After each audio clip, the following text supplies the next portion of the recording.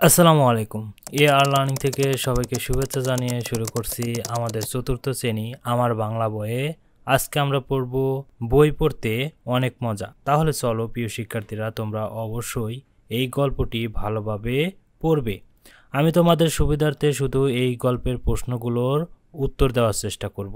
তাহলে চলো আমরা এই গল্পের প্রশ্নের উত্তরগুলো শুনি এবং পড়ার চেষ্টা করি। অনুশীলনী একে বলা হয়েছে শব্দগুলো পাঠ থেকে খুঁজে বের করি, অর্থ লিখি ও বাক্য তৈরি করি। এখানে কিছু শব্দ দেওয়া আছে, এই শব্দগুলোর আমরা অর্থ লিখব এবং এই শব্দগুলো দিয়ে বাক্য তৈরি করব।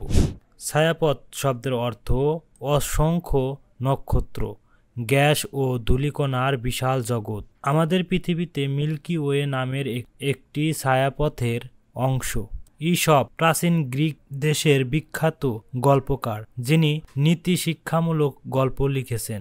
আমি ঈশপের গল্প পড়ে অনেক মজার শিক্ষা পেয়েছি। এভারেস্ট পৃথিবীর সর্বোচ্চ পর্বত, যার উচ্চতা ৮,৮৪৯ মিটার। অনেক পর্বতারোহীর এভারেস্ট জয়ের স্বপ্ন দেখেন। ছাপাখানা শব্দের অর্থ যেখানে বই, পত্রিকা ও অন্যান্য কাগজের লেখা মুদ্রণ করা হয়। প্রাচীনকালে ছাপাখানা না থাকায় মানুষ হাতে বই লিখত।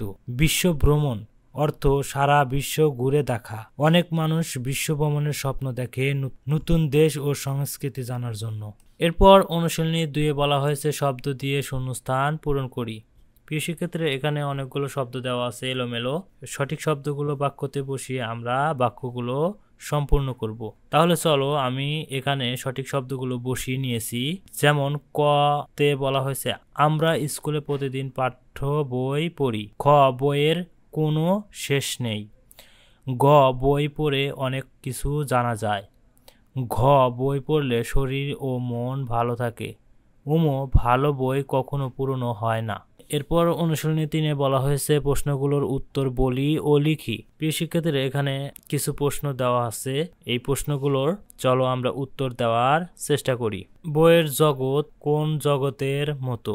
আমরা উত্তরে লিখতে পারি পশু পাখি, গাছপালা, পোকামাকড়, মাছ, তারা, গ্রহ, ছায়াপথ ইত্যাদি সব নিয়ে বই আছে। পৃথিবীতে বা পৃথিবীর বাইরে যা কিছু আছে তা সব নিয়েই বই আছে। বইয়ের জগৎ জানার জগৎ, আনন্দের জগৎ। এরপর খ নম্বর প্রশ্নতে বলা হয়েছে বই কত রকমের হয়? আমরা উত্তরে বলতে পারি শুধু এক রকমের বই নয়, অনেক রকমের বই। ছোটদের বই, বড়দের বই, হাসির বই, কান্নার বই, গল্পের বই, ছবির বই, বিজ্ঞানের বই, ধর্মের বই, গণিতের বই, কবিতার বই, নাটকের বই, সিনেমার বই। বইয়ের কোনো শেষ নেই।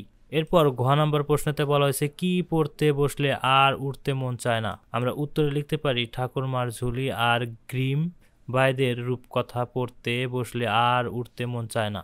ঘ নম্বর প্রশ্নতে বলা হয়েছে ছাপাখানা প্রথম কোথায় প্রতিষ্ঠিত হয়? উত্তর ছাপাখানা প্রথম জার্মানিতে প্রতিষ্ঠিত হয়।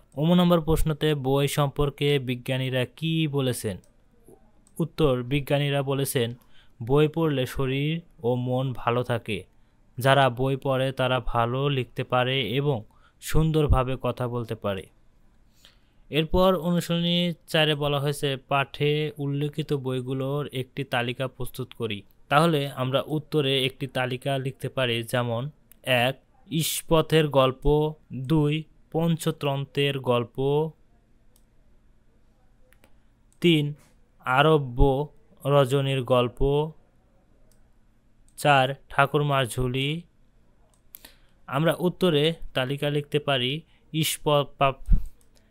1 ঈশপের গল্প, 2 পঞ্চতন্ত্রের গল্প, 3 আরব্য রজনীর গল্প, 4 ঠাকুরমার ঝুলি, রবিনসন ক্রুশো, 6 80 দিনে বিশ্ব ভ্রমণ, 7 টম সয়ারের অভিযান। অনুশীলনী 5-এ বলা হয়েছে তোমার পড়া 5টি বই ও তার লেখকের নাম লেখো। তাহলে প্রিয় শিক্ষার্থীরা, তোমরা অবশ্যই তোমাদের যে কোনো 5টি বই পড়া এবং লেখকের নাম লিখবে। এরপর অনুশীলনী 6-এ বলা হয়েছে বই পড়ার গুরুত্ব নিয়ে 5টি বাক্য লিখি। আমরা উত্তরে লিখতে পারি 1 বই পড়লে অনেক সুন্দর জিনিস শেখা যায়।